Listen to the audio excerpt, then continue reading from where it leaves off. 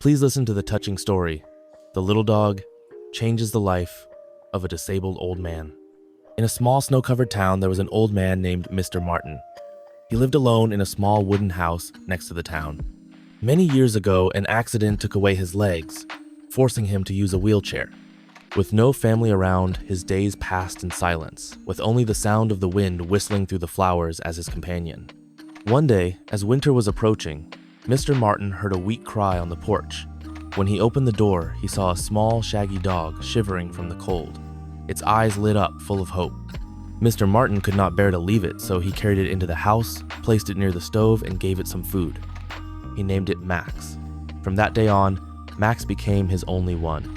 It was always by his side, following his wheelchair when he went out, and resting its head on his feet on cold winter nights. But Max was more than just a friend. It seemed to understand Mr. Martin's difficulties. When he dropped his writing, Max would pick it up. When he needed to get something from a distance, Max would run to bring it to him. Rest assured, it even learned how to pull his wheelchair when the road was slippery, making it easier for him to move. One dark evening, when a sudden snowstorm came, Mr. Martin was stuck in the house and could not go out to buy food.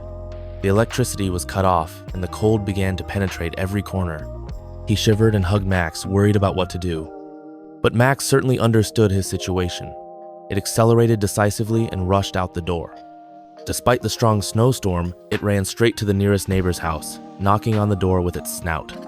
When the neighbors opened the door, Max jumped up and down, pulling their shirts, signaling that something was wrong.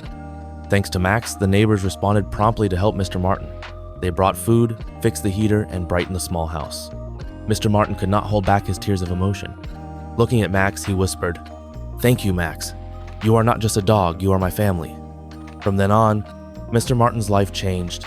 Neighbors visited him more often, and Max was always loyal to him. During the cold winter, Max brought warmth not only with his small base, but also with the unconditional love he gave him.